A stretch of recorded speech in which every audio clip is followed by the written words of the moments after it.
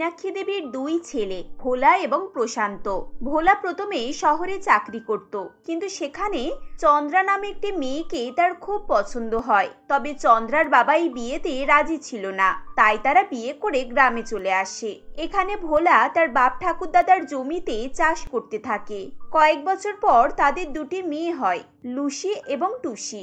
অন্যদিকে প্রশান্ত শহরে একটি বড় কোম্পানিতে চাকরি করত এবং তার বিয়ের জন্য পাত্রী দেখা হচ্ছিল। আগস্ট মাসের মাঝামাঝি কয়েকদিনের জন্য প্রশান্ত বাড়িতে বেড়াতে আসে। কি ব্যাপার বৌদি, খুব সুন্দর খাবারের গন্ধ বেরোচ্ছে যে। আজকে বুঝি খুব ভালো মন্দ রান্না হচ্ছে? রান্না হবে না মানে? এতদিন পর আমার দেওর বাড়িতে এসেছে। আজকে 15ই আগস্ট, আজ ভালো মন্দ রান্না হবে না তো কবে হবে? যাও তুমি গিয়ে হাত মুখ ধুয়ে এসো, আমি তোমার খাবারটা বেড়ে দিচ্ছি। মা, প্রশান্ত পুরো বাচ্চাদের মতো খাবারের আবদার করছে। ওর বিয়ের বয়সও তো হয়ে গেছে। আমি তো বলছি তাড়াতাড়ি ওর একটা ভালো দেখে মেয়ে দেখে বিয়ে দিয়ে দাও। কেন রে দাদা, আমার স্বাধীনতা দেখে কি তোর হিংসা হচ্ছে? আমি কত সুন্দর বৌদির হাতে ভালো মন্দ খেতে পাচ্ছি, আর যখন খুশি বাড়িতে আসছি, যখন খুশি যাচ্ছি। নিশ্চয়ই তোর দেখে পছন্দ হচ্ছে না? হা হা হা। দেখো মা, তোমার ছোট ছেলের কথা শুনেছো? তাড়াতাড়ি ওর বিয়ে দাও, না যতটুকু ভদ্র আছে ততটুকুও থাকবে না। আরে হ্যাঁ হ্যাঁ, বিয়ে তো দেবই। এইবারে ওর বিয়ে দিয়ে তবে ওকে পাঠাবো। মেয়ে আমার খোঁজ হয়ে গেছে, আমাদের পাশের গ্রামের মেয়ে। দেখতে শুনতে যেমন সুন্দরী, তেমন প্রচুর বড়লোক বাপের মেয়ে। অনেক কিছু দেবে বলেছে ওরা। মা, তুমি শুধু শুধু বড়লোক বাপের মেয়ে খুঁজছো। সব বড়লোক বাপের মেয়ে কি বৌদির মতো হয়? বৌদি ধনী হলেও তার মধ্যে কোনো অহংকার নেই, একেবারে সাদা মাটা। ওর মধ্যে অহংকার থাকবে কি করে? বাপের বাড়ি থেকে তো একটা টাকাও সঙ্গে আনেনি, কি নিয়ে অহংকারটা করবে শুনি? ওই রকম বড়লোক হয়ে কি লাভ যে খালি হাতে শ্বশুর বাড়িতে চলে আসে? মীনাক্ষী দেবীর কথা শুনে চন্দ্রার খুব খারাপ লাগে এবং সে চুপচাপ সেখান থেকে চলে যায়। এদিকে ভোলা বলে, মা, তুমি এখনো পুরাতন কথা নিয়ে পড়ে আছো? চন্দা তো সকলকে কত ভালোবাসে, এই বাড়িটা নিজের মতো করে নিয়েছে। তুমি যদি পুরাতন কথা নিয়ে বারবার ওকে খোঁটা দাও, তাহলে ওর কেমন লাগবে বলো তো? দাদা ঠিক বলেছে মা, তোমার বৌদিকে এভাবে বলা উচিত হয়নি। এমনিতেই আজকে 15ই আগস্ট, আজকে আমরা সবাই মিলে কত আনন্দ করব। দেখো বৌদি কত খুশি মনে ভালো ভালো রান্না করেছে, অন্তত এই জন্য তো তাকে একটু ভালো করে কথা বলতে পারো। আচ্ছা তোরা দুই ভাই মিলে কি এখন আমাকে জেরা করতে বসেছিস? চুপচাপ খা আর খেয়ে দে, তৈরি হয়ে থাক। আজ বিকেলে আমরা পাত্রী দেখতে যাব। বিকেলে মীনাক্ষী দেবী তার দুই ছেলেকে নিয়ে পাত্রী দেখতে যান। পাত্রী সুকন্যা দেখতে শুনতে সত্যি সত্যি ভারী সুন্দরী ছিল, তবে তার সঙ্গে সে প্রচন্ড অহংকারীও ছিল। কিন্তু মীনাক্ষী দেবীর চোখে সেসব পড়েনি। তিনি শুধু পাত্রীর বাবা টাকা পয়সা আর পণ এই নিয়ে মেতেছিলেন। বিয়ের পরে সুকন্যা যখন শ্বশুর বাড়িতে আসে, তাকে বরণ করে মীনাক্ষী দেবী বলেন, বৌমা, এটা তোমারই বাড়ি, এখানে কোনো রকমের কোনো সংকোচ করতে হবে না। তোমার যা প্রয়োজন হবে তুমি খোলা মনে বলতে পারো, কেমন? এ বাবা, এই বাড়িটা তো অনেকদিন পুরনো। অন্তত বিয়ের আগে আপনারা বাড়িটাকে ভালো করে রেনোভেট করতে পারতেন। সুন্দর করে রং করে আর নতুন ফার্নিচার দিয়ে ঝকঝকে করে নিলেই তো হতো। টাকা পয়সার অভাব থাকলে আমার বাবাকে বলতে পারতেন, বাবা দুদিনেই বাড়ি মেরামত করিয়ে দিত। প্রথম দিন নতুন বইয়ের কথা শুনে সবার একটু কেমন কেমন লাগে, কিন্তু মীনাক্ষী দেবী পরিস্থিতি সামাল দিয়ে হেসে বলেন, বৌমা তুমি তো এসে গেছো, এবার ধীরে ধীরে যা পছন্দ হবে বলবে, আমরা ঠিক তেমনই করে ঘরটাকে সাজিয়ে তুলবো। আমারও তো সময় নেই, আপনারা কালই একটু হোম ডেকোরেটরকে ডাকুন, তারা এসে ফার্নিচার ডিজাইন কালার সব বলে দেবে। হ্যাঁ, আমি শুধু কয়েকটা সিলেক্ট করে দিতে পারি, বাদ বাকি আপনারা করবেন। আচ্ছা, আমার খুব টায়ার্ড লাগছে এখন, আমি রুমে যাচ্ছি। আর হ্যাঁ, আমার জন্য এক গ্লাস গরম দুধ পাঠান। এই বলে সুকন্যা তার ঘরে চলে যায়। মীনাক্ষী দেবী তার বড় বৌমাকে অর্ডার করেন যেন গরম দুধ তার ছোট বৌমার ঘরে পাঠিয়ে দেওয়া হয়। চন্দ্রা ছেলে মেয়েকে খাইয়ে কাজকর্ম সেরে দুধ নিয়ে ছোট জায়ের কাছে যায়। এক গ্লাস দুধ আনতে এত সময় লাগে? আমি তো সেই কখন বলে এসেছি, এতক্ষণে তো বাড়ির খাবার তৈরি হয়ে যাওয়ার কথা।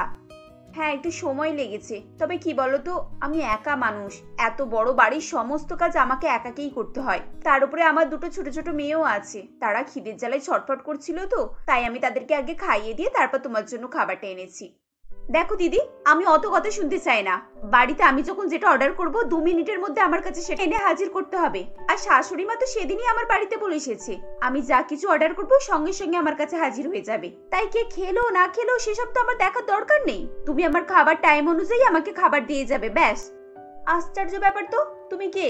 মানে তুমি কি কোনো বড় অফিসার আর আমি কি তোমার আন্ডারে কাজ করি যে তুমি আমাকে এভাবে অর্ডার করছো? আমি তোমার কোনো অর্ডার শুনবো না, বুঝেছো? আর আমি কেনই বা তোমার অর্ডার শুনবো? ও বাবা, তুমি তো দেখছি খুব ফটফট করে কথা বলতে পারো। এই নাকি তুমি বিনা পয়সায় বিয়ে করে এ বাড়িতে এসেছিলে? আমি তো শুনেছি একজোড়া কাপড়ও আনোনি। সুকন্যা, তুমি একটু বেশি কথা বলছো মনে হচ্ছে না? তাছাড়া এসব কথা তোমাকে কে বললো? তুমি তো এই সবে মাত্র এই বাড়িতে এলে, আর এত কিছু তোমাকে কে বলেছে শুনি? আমি তো আরো অনেক কিছু জানি যেটা তুমিও জানো না। শোনো, তোমার সঙ্গে তর্ক করার না আমার কোনো ইচ্ছা নেই। তুমি মাকে একবার পাঠিয়ে দাও, যা বলার আমি তাকেই বলে দেব।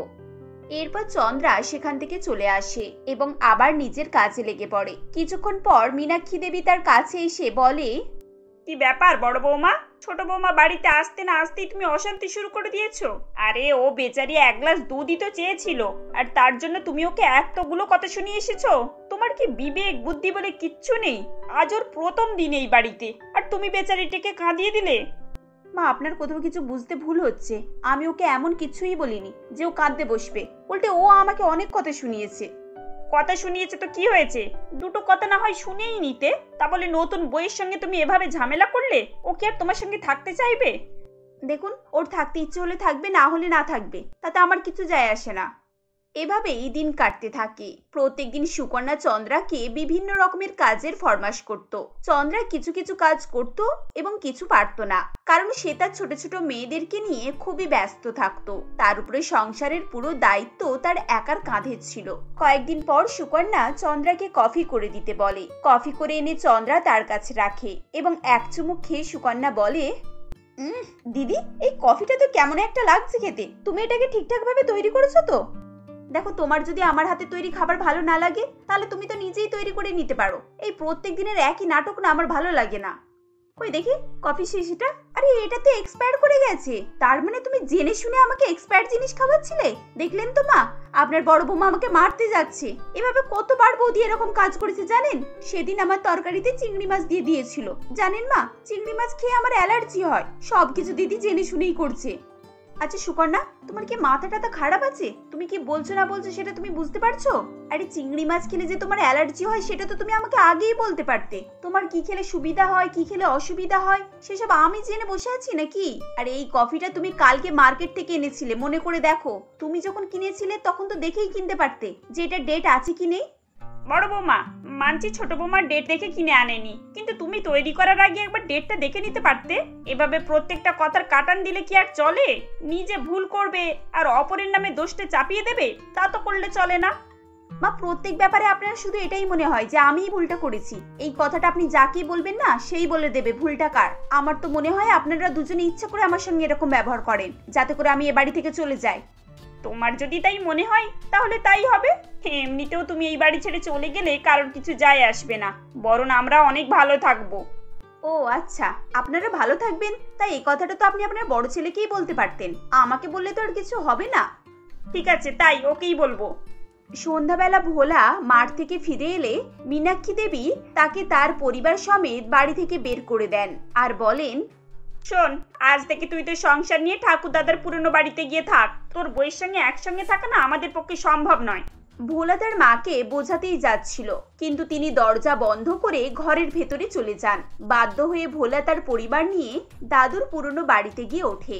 এরপর থেকে তারা দুই স্বামী স্ত্রী কষ্ট করে সারাদিন মাঠে পরিশ্রম করে এবং সংসার চালায়। এরপর বেশ কয়েক মাস কেটে যায়। পরিশ্রমের ফলে দুই স্বামী স্ত্রী বেশ অনেকটাই টাকা জমা করে এবং বাড়িটাকে মেরামত করে সুন্দর করে তোলে। মেয়েদেরকে ভালো স্কুলে ভর্তি করে। এভাবেই তাদের দিন ফিরে যায়। সুকন্যার একটি ছেলে হয়। দেখতে দেখতে বছর ঘুরে আবার 15ই আগস্ট আসে। সকালবেলা চন্দ্রা বিভিন্ন রকমের ভালো মন্দ খাবার তৈরি করে। এদিকে মীনাক্ষী দেবী তার ছোট বৌমাকে খাবার তৈরি করতে বললে সে বলে, মা শুনুন, আমি এসব হাবিজাবি রান্না করতে পারবো না। আপনার ছেলেকে বলে দিন বাইরে থেকে আসার সময় কিছু কিনে আনবে। তাছাড়া আজকে আমার বান্ধবীরা আসবে, আমরা একটু পার্টি করব। এমনিতেও বাইরে থেকে খাবার আনতেই হবে, তাই সবার একসঙ্গে নিয়ে এলেই ভালো।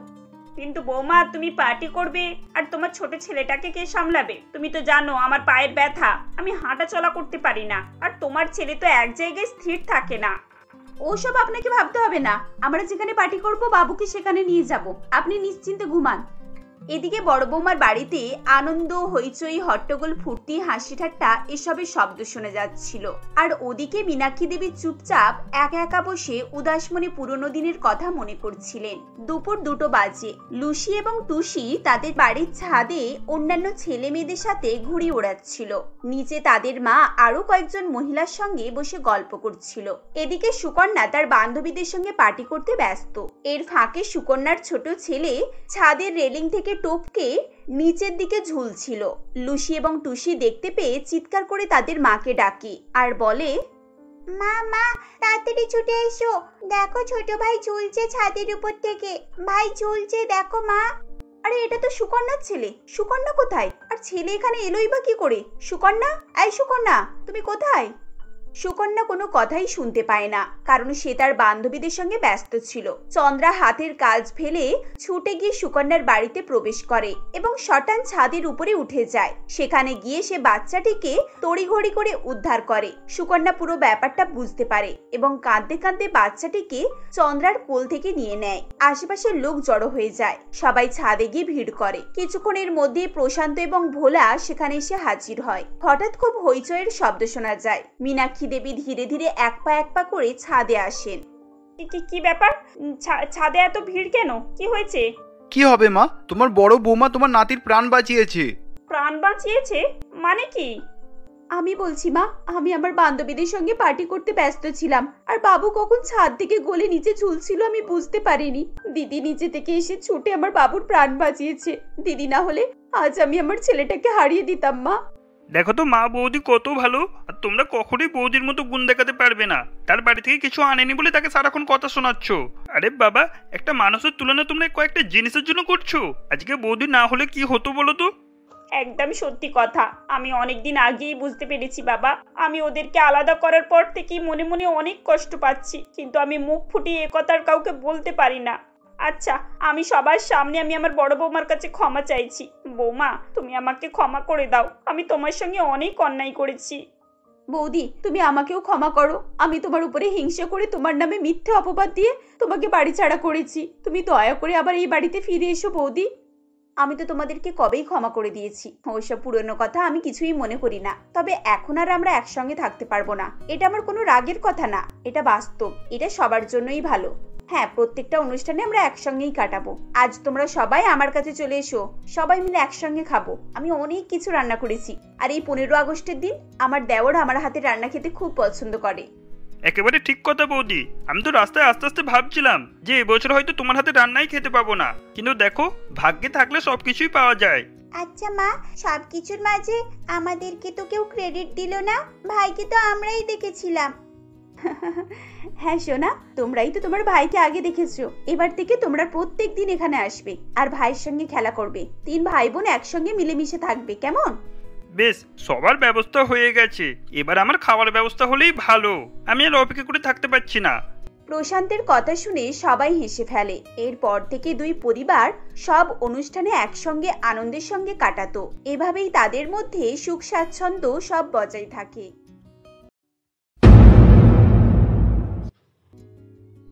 নন্দন জেলা স্কুলটি ছিল শহরের সবথেকে নামকরা স্কুল, যেখানে শহরের নামকরা ধনী ব্যক্তিদের ছেলেমেয়েরা পড়াশোনা করত। সেখানে গুরুপদবাবুর মেয়ে টুসিও পড়াশোনা করত। গুরুপদবাবু ছিলেন নামকরা বিজনেসম্যান, আর টুসি ভালো পড়াশোনা করায় তার স্কুলে বেশ সম্মানও ছিল। এমনই একদিন ক্লাস চলছিল, ঠিক তখনই ম্যাডাম টুসির পাশে একটি মেয়েকে বসে থাকতে দেখে, যে পুরানো স্কুল ড্রেস পরে বসেছিল, এমনকি তার স্কুল ব্যাগটাও ছিল না। এই যে তুমি, স্ট্যান্ড আপ। কোন ক্লাসে পড়ো আর এখানে কি করছো? তোমাকে তো আগে কখনো এই স্কুলে দেখিনি, এখানে কিভাবে এলে? ম্যাডাম, ওর নাম পায়েল। ওর মা কালই ওকে স্কুলে ভর্তি করে গিয়েছে। আসলে আপনি কাল স্কুলে আসেননি তো, তাই জানতে পারেননি। সবকিছু জানতে হলে তো স্কুলে আসতে হবে ম্যাডাম। টুসির মুখে এরকম কথাবার্তা শুনে ক্লাসের সকল ছাত্রছাত্রীরাই হেসে ফেলে। তখন ম্যাডামের খুব রাগ হয়, কিন্তু সে টুসিকে কিছু বলতেও পারত না। তাই সে বলে, আমি তোমাকে কিছু জিজ্ঞাসা করিনি, যাকে জিজ্ঞাসা করেছি সে উত্তর দেবে। এই পায়েল, তুমি বলো, তুমি স্কুলে এসেছো, তোমার ব্যাগ কোথায়? স্কুলে পড়তে এলে ব্যাগ নিয়ে আসতে হয়, জানো না নাকি?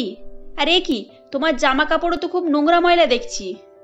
আসলে ম্যাডাম, আমরা খুবই গরিব। আমার মা টুসিদের বাড়িতে কাজ করে, এখনো মাইনে হয়নি বলে আমায় ব্যাগ, বই, খাতা, পেন্সিল কিচ্ছু কিনে দেয়নি। টুসি আমাকে এই স্কুল ড্রেসটা দিয়েছে বলে আজ আমি স্কুলে আসতে পেরেছি। উফ, ডিসগাস্টিং! এটা স্কুল না আশ্রম আমি কিছুই বুঝতে পারছি না। এখানে ঝিঁচা করে ছেলেমেয়েরাও পড়তে চলে আসছে। দাঁড়িয়ে থাকো কান ধরে বেঞ্চের উপরে। এটা স্কুল, বুঝলে? এখানে একটা ডিসিপ্লিন আছে। এখানে এসে দারিদ্র্যের গল্প শোনালে চলবে না। কিন্তু ম্যাডাম, ও কি দোষ করলো যে আপনি ওকে এরকম শাস্তি দিচ্ছেন? এই, তুমি চুপ করো। তোমার বাবার এই স্কুলে নাম আছে তাই তোমায় কিছু বলছি না, না তো ওর সঙ্গে সঙ্গে তোমাকেও নীল ডাউন করিয়ে দিতাম। যেন মামার বাড়ির আবদার, বই খাতা কিছু নিয়ে আসবে না, স্কুলে আসবে। এতই যদি ক্ষমতা নেই তাহলে এই স্কুলে ভর্তি করলো কেন? কোনো সরকারি স্কুলেই পড়াতে পারতো। ম্যাডামের কথা শুনে পায়েল কেঁদে ফেলে। তখন টুসির মনে মনে রাগ হয়, কিন্তু ক্লাসের বাকি ছাত্রছাত্রীরা পায়েলের মুখের দিকে তাকিয়ে হাসাহাসি করতে থাকে। আসলে পায়েল ঠিকই বলেছিল, টুসির কাজের মাসি চন্দ্রিমা দেবীর মেয়ে ছিল পায়েল। চন্দ্রিমা দেবী কয়েকদিন আগেই টুসিদের বাড়িতে কাজে এসেছিল। সে কাজে আসার আগে টুসি তার বাবা গুরুপদবাবু ও মা অতুলি দেবীর সঙ্গেই বাস করত। টুসি খুবই চঞ্চল প্রকৃতির মেয়ে ছিল, আর সে যেটা চাইতো সেটাই করত। পড়াশোনা তো সে করতেই চাইতো না। অতুলি তাকে পড়াতে গিয়ে কখনো কখনো বাড়ির অন্যান্য কাজও ভুলে যেত। না, আমি আজ পড়বো না, আমি আজ কিছুতেই পড়বো না। আমাকে যতক্ষণ না মনীষার মতো স্কুল ব্যাগ কিনে দাও, আমি আজ পড়তেই বসবো না। দেবো মা, তোকে নিশ্চয়ই কিনে দেবো। আজ তোর বাবা অফিস যাওয়ার সময় তোর বাবাকে বলে দেবো, দেখবি ফেরার সময় ঠিক নিয়ে আসবে। না, আগে আমি ব্যাগ দেখবো, তারপর পড়তে বসবো, না তো আমি পড়বই না। এই তো বাবা এসে গিয়েছে। হ্যাঁ, এসে গিয়েছি। কি বলার আছে এবার আমায় বলো। আর এই যে অতুলি, তুমি তাড়াতাড়ি গিয়ে আমার টিফিন রেডি করো, আমার অফিসে যাওয়ার সময় হয়ে এসেছে। কি টিফিন? তোমার মেয়ের কারণে সকাল থেকে এখনো পর্যন্ত দাঁত মাজাই হয়নি আমার, আর তুমি টিফিনের কথা বলছো? যাব বাবা, আমি আবার কি ভুল বললাম? অফিসে যাওয়ার আগে কিছু খেয়ে যাব না নাকি? হ্যাঁ, খেয়ে যেতে পারতে যদি তোমার মেয়ে আমার কথা শুনতো। এখন ওকে মনীষার মতন পরিব্যাগ কিনে দিতে হবে। আচ্ছা তুমি বলো তো, আমি সকালে উঠেই পরিব্যাগ কোথায় পাবো? রোজ ঘুম থেকে উঠে একটা করে জেদ করবে, আর ওর জেদ মেটাতে গিয়ে আমি নাজেহাল হয়ে যাচ্ছি। হ্যাঁ, সেটা আমি বুঝি, কিন্তু আমার দিকটাও একটু বোঝার চেষ্টা করো। হ্যাঁ, সবই বুঝি, আর ওই জন্যই বলি যে একটা কাজের লোক রাখো। তুমি তো আমার কথাই শুনবে না। তুমি নাকি আবার কাজের লোকই খুঁজে পাও না। তা যাও, এখন শুকিয়েই অফিস যাও। অতুলির কথা শুনে গুরুপদ মাথা চুলকাতে থাকে। আসলে অতুলি ঠিকই বলছিল, আর সেও এই ব্যাপারটি জানতো। এরপর গুরুপদ একটু চুপ থাকার পর বলে, ওহ অতুলি, আমি তো তোমাকে বলতে ভুলেই গিয়েছিলাম। কাল আমাদের গ্রামের চন্দ্রিমা দিকেও, যার স্বামী পরেশবাবুকে ওই যে সাপে কেটে মারা গেল। হ্যাঁ, তো কি হয়েছে? ওকে বাঘে নিয়ে গেছে নাকি? এখন যে কথা হচ্ছে ওই আলোচনাই করো তো, শুধু শুধু কথা ঘুরিও না। আরে বাবা, বাগে নিয়ে যেতে যাবে কেন? পুরো কথাটা আগে শোনো। ওর সঙ্গে আমার দেখা হয়েছিল, দেখে মনে হচ্ছিল খুব চিন্তায় আছে আর একটা কাজের খোঁজ করছে, তাই আমি আজ ওকে বাড়িতে ডেকেছি, বুঝলে? তারা কথাবার্তা বলছিল। ঠিক তখনই টুসির মতোই বয়সী একটি বাচ্চাকে নিয়ে চন্দ্রিমা দেবী সেখানে আসে। চন্দ্রিমা দেবীকে আসতে দেখে গুরুপদবাবু খুবই খুশি হয়ে যায় ও সে বলে, এই যে চন্দ্রিমাদি, তুমি এসে গিয়েছো। আমি এক্ষুনি তোমার কথাই বলছিলাম। আজ থেকে তোমার কোনোই চিন্তা নেই, তুমি আমাদের বাড়িতেই কাজ করবে, আর ওই যে দেখতে পাচ্ছ স্টোর রুম, তুমি ওখানেই থাকবে। হ্যাঁ বাবু, তোমাকে অনেক ধন্যবাদ আমার মতো অসহায়কে উপকার করার জন্য। আরে দিদি, তুমি শুধু শুধু আমাকে বাবু টাবু বলছো, আমার এগুলো শুনতে ভালো লাগে না। তুমি আমার থেকে বয়সে অনেক বড়, তুমি আমাকে ভাই বলে ডাকবে। আচ্ছা ঠিক আছে, আমি তাহলে এখন আসি। আর এই যে অতুলি, তুমি চন্দ্রিমাদিকে সমস্ত কিছু বুঝিয়ে দাও। এই বলে গুরুপদ সেদিন অফিস চলে যায়। এরপর অতুলি তাকে সবকিছু বুঝিয়ে দেয়। এর ফলে চন্দ্রিমা তার কাজ করতে থাকে। চন্দ্রিমা নিপুণভাবে কাজকাম করায় অতুলি খুবই খুশি ছিল। এভাবেই সময় অতিবাহিত হতে থাকে। পরের দিন গুরুপদ তার মেয়ে টুসির জন্য একটি সুন্দর স্কুল ব্যাগ কিনে নিয়ে আসে। তখন, বাবা, ব্যাগটা খুব সুন্দর, আমার খুব পছন্দ হয়েছে। এটা মনীষার ব্যাগের থেকেও ভালো হয়েছে। আমি কাল স্কুলে গিয়ে সবাইকে আমার নতুন ব্যাগ দেখাবো। হ্যাঁ, শুধু ব্যাগ পেন্সিল পছন্দ করে কিনলেই হবে না, সেগুলোকে তো ব্যবহারও করতে হবে।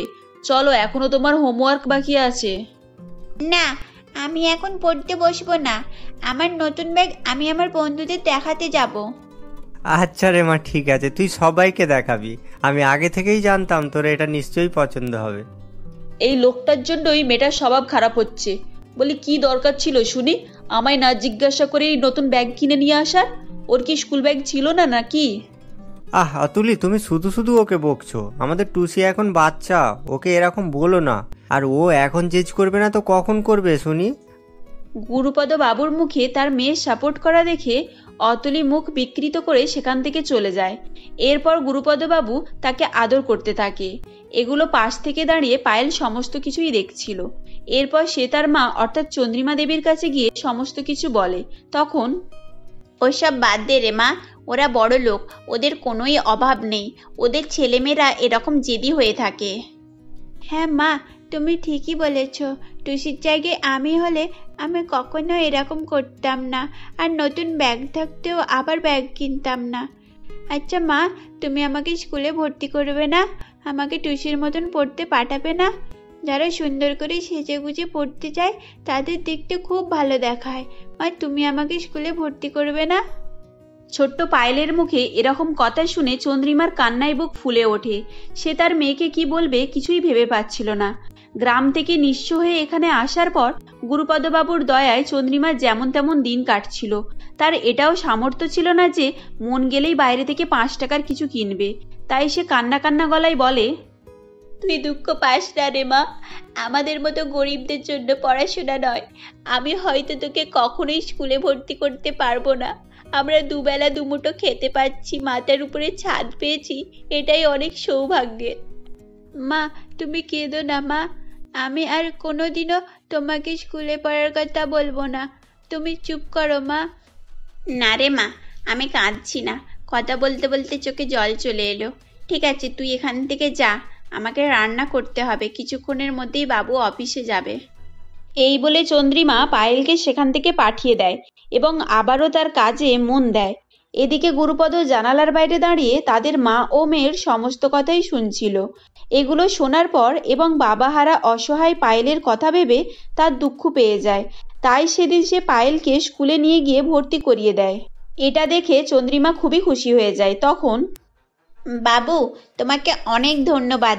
আমি কোনোদিনও ভাবিনি যে আমার মেয়ে এত নামি দামি স্কুলে পড়তে যাবে। ওফ দিদি, তুমি সেই আমাকে বাবু বলছো? আমি না বলেছি যে আমাকে বাবু টাবু বলবে না? আর কেনই বা পড়তে যাবে না? ওর যে পড়াশোনায় এত মনোযোগ রয়েছে। আমি প্রায় সময় লক্ষ্য করতাম যখন অতুলি টুসিকে পড়াতে বসাতো তখন পায়েল দূরে দাঁড়িয়ে থাকতো। আমি তখন ব্যাপারটা স্পষ্টভাবে বুঝতে পারিনি, কিন্তু আজ সমস্ত কিছু শুনে আমি বুঝতে পারলাম। এভাবেই গুরুপদবাবু সমস্ত ঘটনা বলতে থাকে। এরপর সে জানায় যে পায়েলকে ভর্তি করা হলেও তাড়াহুড়োতে তার ব্যাগ বই কিছুই কিনে দেওয়া হয়নি। সে সময় পেলে অফিস থেকে আসার পথে সেগুলো কিনে নিয়ে আসবে। কিন্তু স্কুলে ভর্তি হয়ে গিয়েছে জেনে পায়েলের আর ধৈর্য হচ্ছিল না। তাই সে আজ টুসির পুরানো স্কুল ড্রেস পরে তার সঙ্গে স্কুলে চলে গিয়েছে। আর সেটা দেখেই স্কুলের ম্যাডাম তাকে শাস্তি স্বরূপ বেঞ্চের উপরে দাঁড় করিয়ে রেখেছিল। গুরুপদবাবু হাতে করে স্কুল ব্যাগ ও ড্রেস নিয়ে সেখানে গিয়ে উপস্থিত হয় ও সে সমস্ত ঘটনা শোনার পর বলে, হোয়াট ইউ মিন? আপনি একটা দায়িত্ববান টিচার হয়ে বাচ্চাদের সঙ্গে এরকম কিভাবে করতে পারেন? হ্যাঁ, আপনি শাস্তি দিতে পারতেন যদি ও পড়াশোনা না করতো, কিন্তু সামান্য পুরনো জামা পরে আসার জন্য আপনি... চুপ করুন, আপনাকে আর জ্ঞান দিতে হবে না। আপনি এমন করে বলছেন যেন ওকে ক্লাসের পড়া ধরলে সমস্ত কিছুর আনসার দিয়ে ফেলবে। এই পায়েল, তুমি বলো তো। এই বলে ম্যাডামটি এক এক করে পায়েলকে প্রশ্ন করতে থাকে এবং পায়েল সেগুলোর নিখুঁত উত্তর দিয়ে দেয়। সেটা শোনার পর গুরুপদবাবু বলে, আপনি সত্যিই নির্লজ্জ। বলুন, আমি ওর পড়াশোনার মনোযোগ দেখে অফিস ছুটি করে ব্যাগ বই কিনে নিয়ে এসেছি, আর আপনি টিচার হয়ে ওনাকে চিনতে পারেননি? কি এবারে উত্তর পেয়েছেন তো, নাকি হেড ম্যাডামকে ডেকে আপনাকে উচিত শিক্ষা দিতে হবে? এটা শোনার পর ম্যাডামটি গুরুপদবাবুর কাছে ক্ষমা চাইতে থাকে। এরপর গুরুপদবাবু ছুটি নিয়ে পায়েলকে বাড়ি নিয়ে চলে আসে এবং সে তাকে নতুন জামা কাপড় ও বই খাতা দেয়। এটা পেয়ে পায়েল খুবই খুশি হয়ে যায়। পরের দিন থেকে পায়েল ও টুসি একই সঙ্গে স্কুলে যেতে থাকে। এখন পায়েলকে আর কেউ কিছু বলে না। তারা মনোযোগ দিয়ে পড়াশোনা করে এগিয়ে যেতে থাকে।